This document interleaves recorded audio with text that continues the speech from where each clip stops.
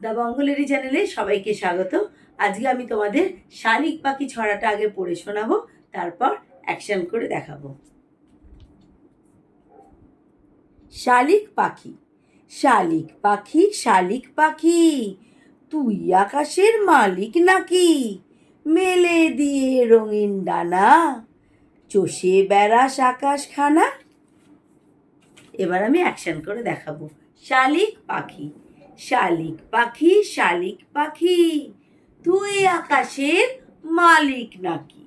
শালিক পাখি, শালিক পাখি, তুই আকাশের মালিক নাকি?